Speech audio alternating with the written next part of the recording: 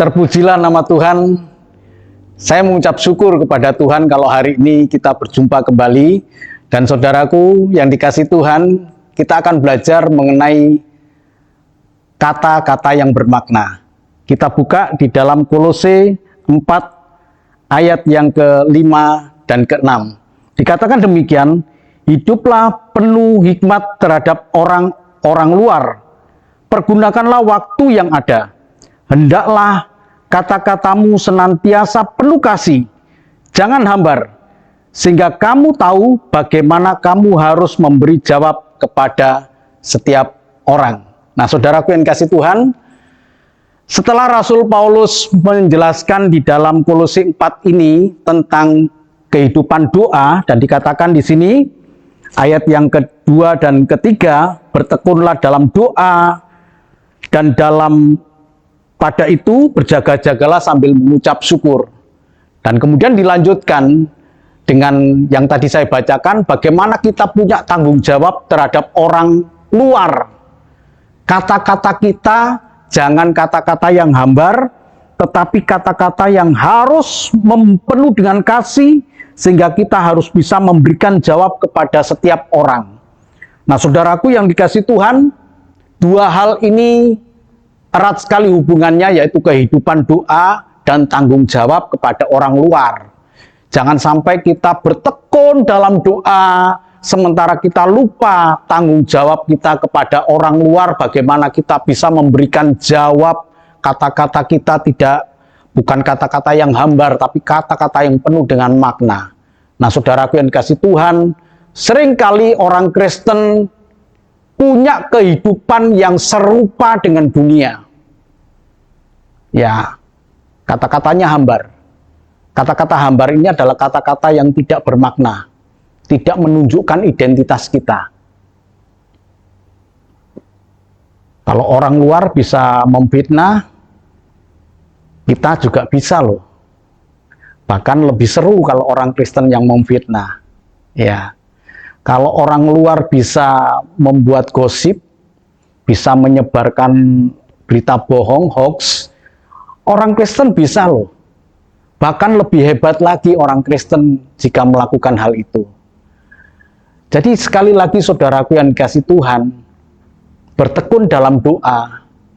Rasul Paulus kemudian melengkapinya dengan tanggung jawab kita kepada orang luar.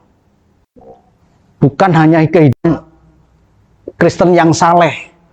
Jadi Kristen yang saleh itu Kristen yang tekun di dalam ibadah, tekun di dalam ritual keagamaan, ya tidak pernah bolong, tapi ternyata di luar itu kita punya kata-kata yang hambar, yang sama sekali tidak relevan dengan kehidupan doa yang erat dengan Tuhan. Jadi saudaraku yang dikasihi Tuhan, firman Tuhan ini menjadi satu pelajaran. Di dalam ayat yang kelima dikatakan, hiduplah penuh dengan hikmat terhadap orang-orang luar, pergunakanlah waktu yang ada, supaya mereka mengetahui iman Kristen itu yang bagaimana, itu dari kata-kata kita. Tunjukkan bahwa kita ini orang yang betul-betul menjadi bait suci Allah, di mana roh Allah tinggal dalam kehidupan kita. Untuk membuktikan bahwa kita adalah bait suci Allah, dan salah satunya adalah lewat perkataan yang kita ucapkan. Jangan hambar dan harus penuh dengan kasih.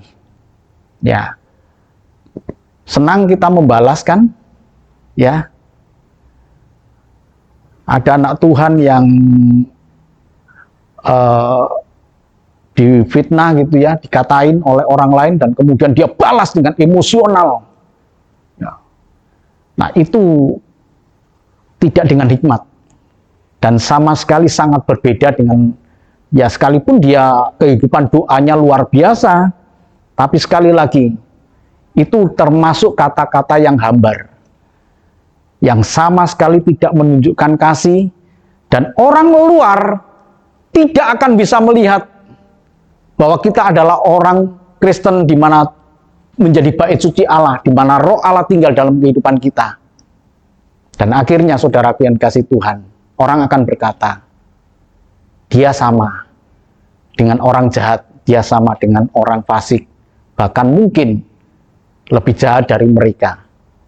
Dan akhirnya saudaraku yang kasih Tuhan, firman Tuhan ini berkata bagaimana kamu harus memberi jawab kepada orang, dan itu sama sekali kita tidak mampu bisa memberikan jawab lewat perkataan kehidupan kita sehari-hari.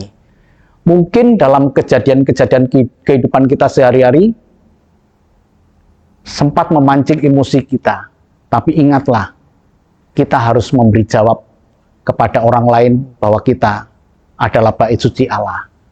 Tuhan memberkati. Amin.